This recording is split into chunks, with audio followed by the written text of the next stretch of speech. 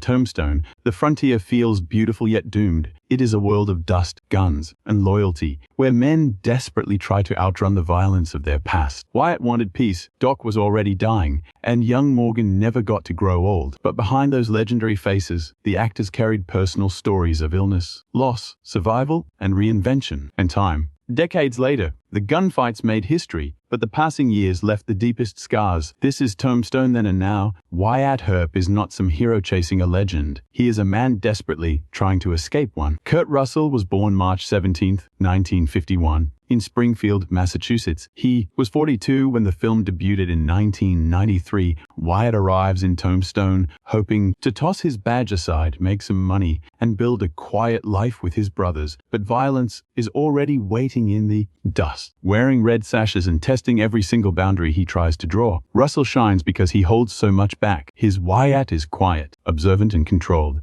A man who knows exactly what it costs to take a life. That silence makes those sudden bursts of rage hit harder, especially when grief turns a reluctant lawman into an avenger. After Tombstone, Russell carved out one of Hollywood's most enduring careers, from early Disney work to Escape from New York, The Thing, and Big Trouble in Little China, Backdraft Miracle, The Hateful Eight, and eventually the Marvel films. Today, he is in his mid-70s. Wyatt Earp still stands because Russell made frontier justice feel hesitant, deeply personal, and absolutely terrifying once unleashed. Doc Holliday remains the wounded soul of Tombstone. Elegant, lethal, and funny, he already walks right beside death. Played by Val Kilmer, born December 31st, 1959, in Los Angeles, California. He was just 33 when the movie premiered in 1993. Doc works because Kilmer fills every breath with pure contradiction. While his body slowly fails, his mind remains incredibly sharp, his humor is playful, yet his eyes look exhausted. He treats danger like a private joke, but his loyalty to Wyatt is absolute. Kilmer never made Doc just a sick gunfighter.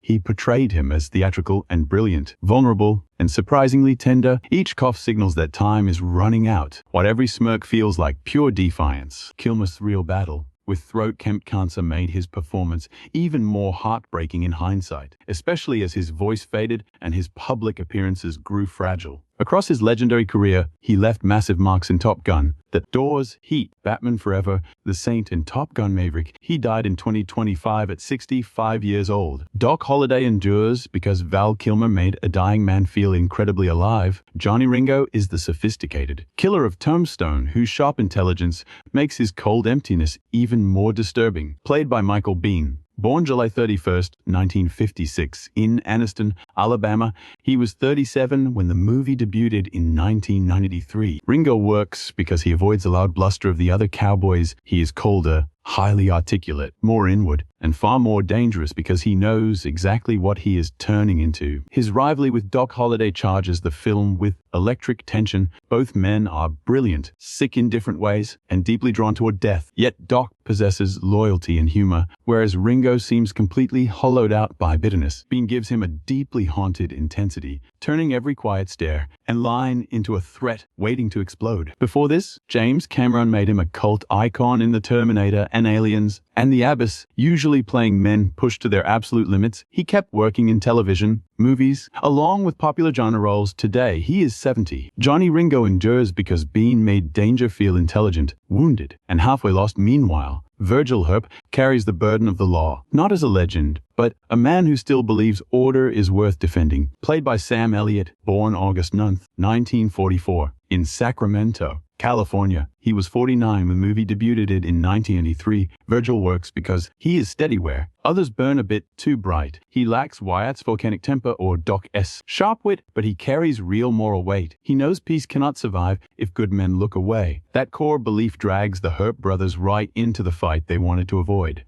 Elliott gives Virgil quiet strength, tired, patience, and a deep sense of duty that feels heavy instead of glamorous. When violence finally strikes him, the impact hurts because he was the film's sex conscience, the one man trying to make the badge mean something. Beyond Tombstone, Sam Elliott became one of the defining faces and voices of modern Western storytelling, with memorable roles in The Big Lebowski, And We Were Soldiers and the Hero, 1883, and an Oscar-nominated turn in A Star is Born. Today, he is in his early 80s. Virgil Herp endures because Eliot made duty feel weathered noble and painfully costly. Morgan Herp gives Tombstone its warmest brotherly heart, which is why his death changes the film so deeply. Played by Bill Paxton, born on May 17, 1955, in Fort Worth, Texas. He was 38 when the film arrived in 1993. Morgan works because Paxton gives him openness. He is loyal, brave, slightly boyish, and still able to believe that justice might be cleaner than it really is. Around Wyatt and Virgil, Morgan feels like the brother with the most visible heart, eager to stand with his family, but not yet hardened into myth. That softness makes his fate devastating. His murder is not just another Western killing, it is the moment the restraint of Wyatt dies with him. Paxton had a rare gift for making characters feel nervous, funny, alive, and emotionally immediate. Across his career, he became unforgettable in Aliens, Near Dark, True Lies, Apollo 13. And Twister, Titanic, Frailty, and Big Love. He passed away in 2017 at the age of 61 after complications from surgery. Morgan Herp endures because Paxton made innocence feel courageous and fragile, and heartbreaking once the guns finally found it. Ike Clanton is one of Tombstone's most uncomfortable figures. Loud, drunk, dangerous, and terrified underneath all the noise. Played by Stephen Lang, born on July 11, 1952 in New York City. He was 41 when the film opened in 1993. It works because Lang shows the cowardice beneath the rage. He shouts, threatens, and hides behind the cowboy swagger, but when real danger arrives, his panic strips away the performance that makes him memorable in a different way from the film's stronger villains. Ike is not frightening because he is brave. He is frightening because humiliated, reckless men can still cause death. Lang plays him with raw physical intensity, turning every outburst into a portrait of insecurity,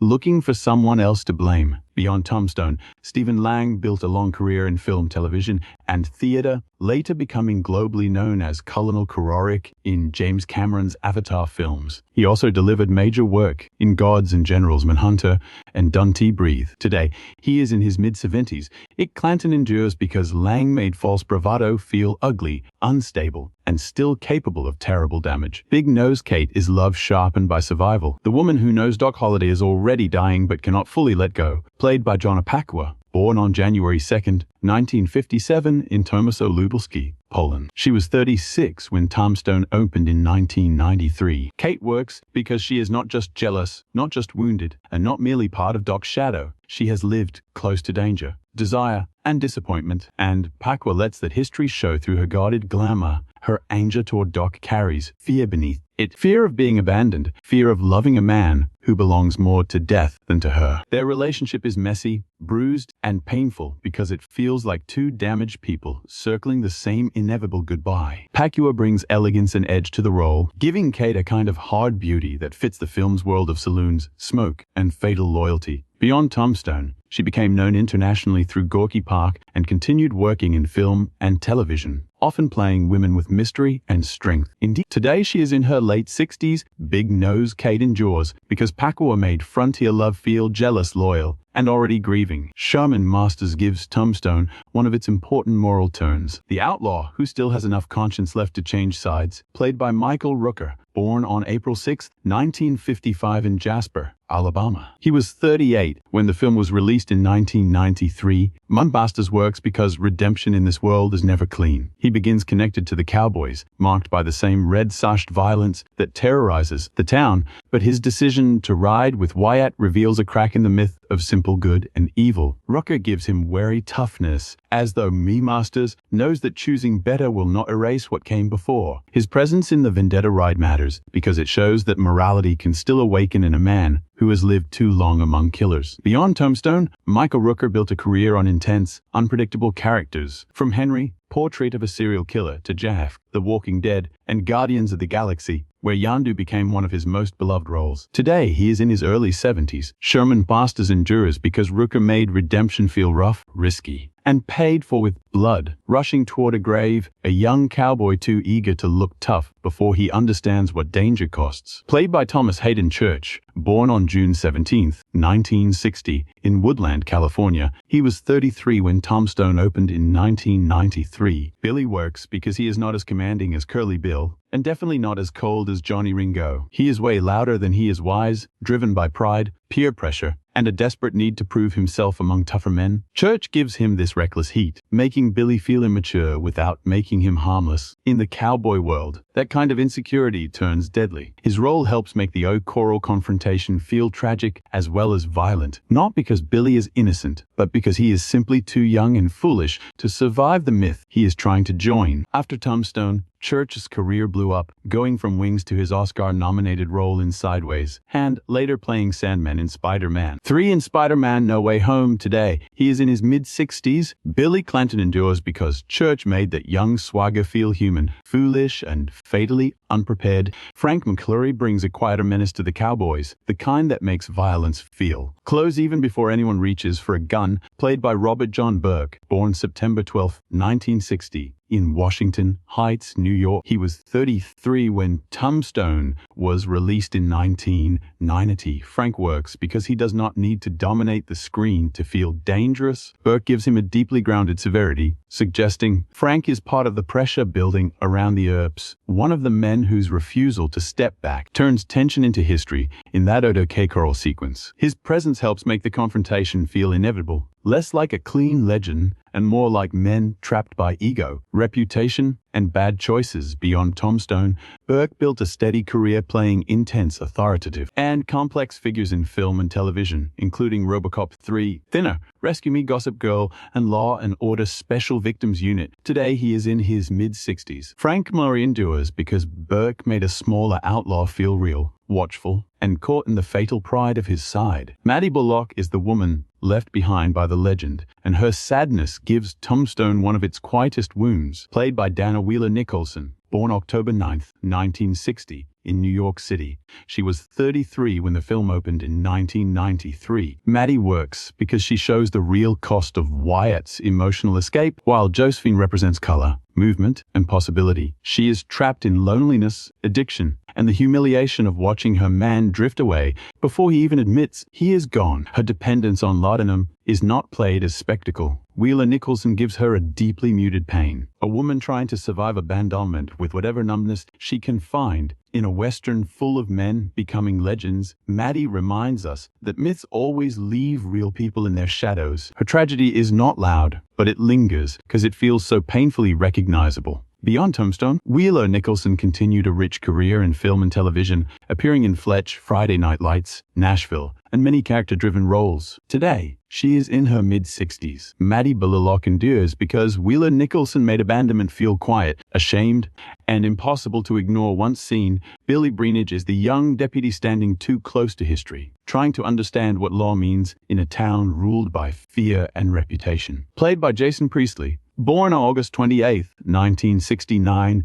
in Vancouver, British Columbia, Canada, he was 24 when Tombstone opened in 1993. Greenidge works because Priestley gives him uncertainty rather than swagger. At the time, he was famous from 90210, but here he steps away from teen idol confidence and plays a man observing legends from an uneasy distance. Billy is not one of the great gunfighters, and that is exactly why he matters. He represents ordinary authority caught between the Earps, the Cowboys, and the political compromises of the town. His nervous presence helps show how overwhelming Tombstone's violence must have felt to people without mythic reputations. After the film, Priestley kept acting and directing, later starring in Call Me Fitz and Private Eyes. He also survived a brutal race car crash back in 2002. It was a massive turning point. Today, he is in his late 50s. Billy Greenidge endures because Priestley made youth law, and uncertainty feels so raw and exposed. Sheriff Behan is pure politics wearing a badge. He talks about order while letting corruption breathe. He was played by John Tenney. Born on December 16, 1961, in Princeton, New Jersey, he was 31 when Tombstone hit theaters in 1993. Behan works because he is not a savage cowboy. No, his danger is much smoother. He smiles, negotiates, dodges hard choices, and lets the violence slide to protect his position. Tenney gives him a polished charm that makes him deeply frustrating.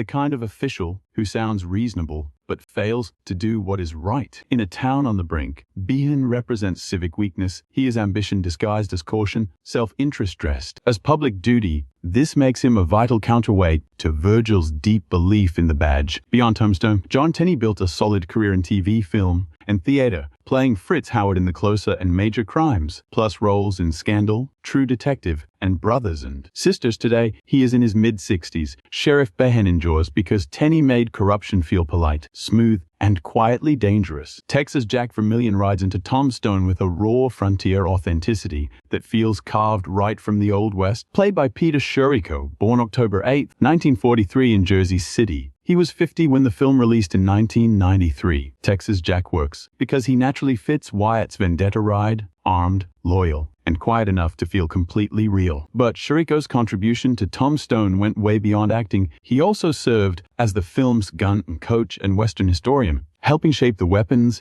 saddles, holsters, and costumes, and period details that fans of the genre love. That deep background gives his screen presence a whole new layer. He is not just performing the myth, he is keeping it authentic. After Tombstone, Shuriko stayed deeply connected to Western films, founding Caravan West Productions, supplying period-accurate gear, while working on projects that kept the frontier tradition alive. Today, he is in his 80s, highly respected by Western fans. Texas Jack Vermillion endures because Shuriko made that authenticity visible, proving that sometimes the men at the edge of the frame hold the entire legend together. Turkey Creek Jack Johnson is one of the quiet riders, flanking Watt, a man whose loyalty needs no explanation. Played by Buck Taylor, born May 13, 1938, in Hollywood, California. He was 55 when Tombstone came out in 1993. The role works because Taylor carries a lifetime of Western history in his weathered face and posture. Long before Tombstone, he was already beloved as newly a Brian on Gunsmoke. He was also the son of character actor Dub Taylor, acting as a living bridge to classic TV westerns. As well as the modern revival of the genre, Turkey Creek Jack does not need speeches. His stillness, his ease in the saddle, with a weathered presence that tells you everything.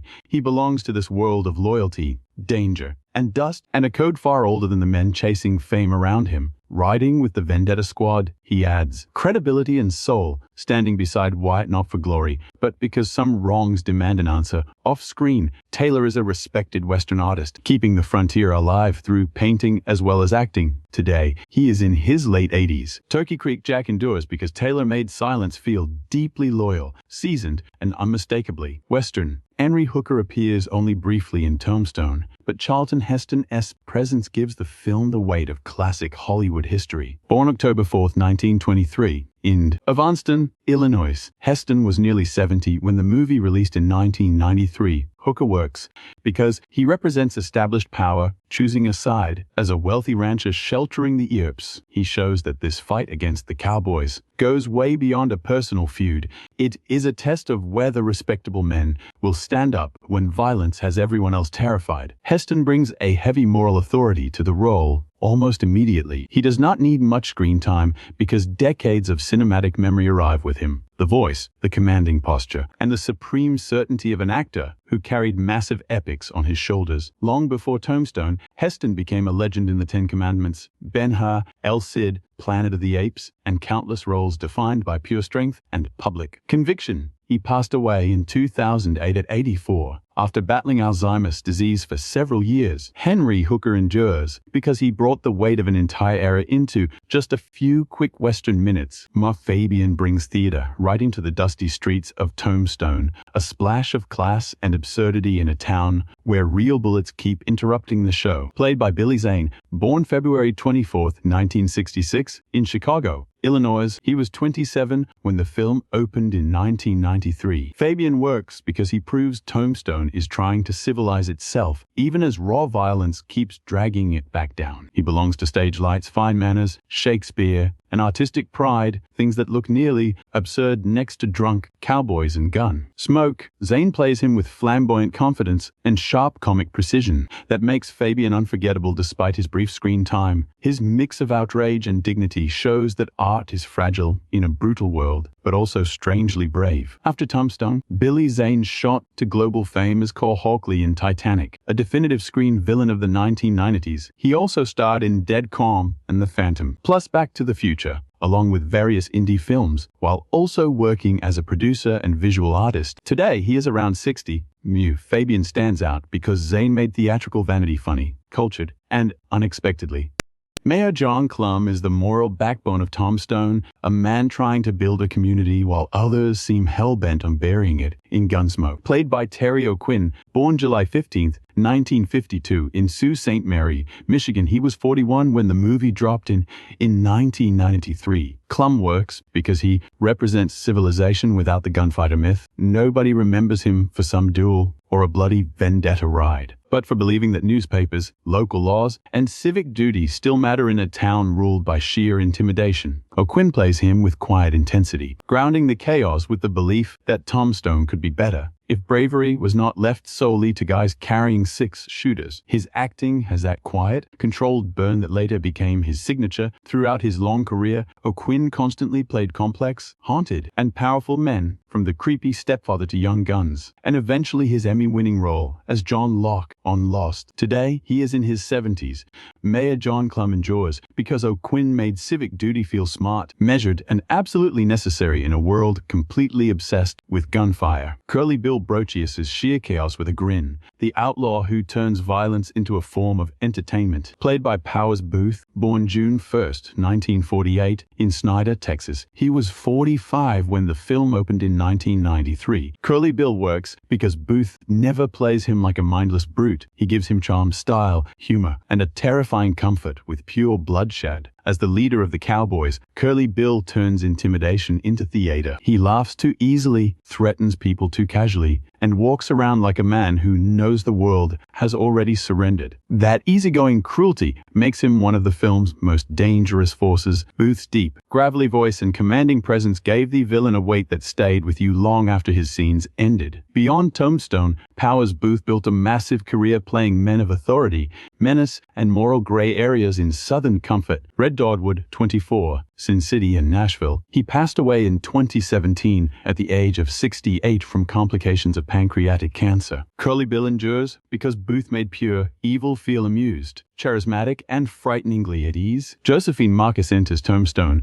like a promise of another life, bright color, theater, independence, and energy in a town choked by dust and violence. Played by Dana Delany, born March 13, 1956, in New York City. She was 37 when the film hit screens in 1993. Josephine works because she is not just Wyatt Earp's romantic interest. She represents the exact future he is terrified to choose, while Tombstone pulls Wyatt back toward guns, brothers, duty, and cold revenge. Josephine offers something much freer: performance, travel, independence, and a life beyond the old code. Delaney gives her sharp intelligence and confidence, making Josephine feel entirely modern without breaking the period atmosphere. Her chemistry with Wyatt crackles because it is not just about raw attraction, it is about the possibility of escape. Beyond Tombstone, Dana Delany built her to distinguished career playing strong, complex women, earning deep acclaim for China Beach and later starring in Desperate Housewives and Body of Proof, along with major voice work as Lois Lane in DC Animation. Today, she is around 70 and remains admired for her elegance and range. Josephine Marcus endures because Delany made freedom feel romantic, dangerous,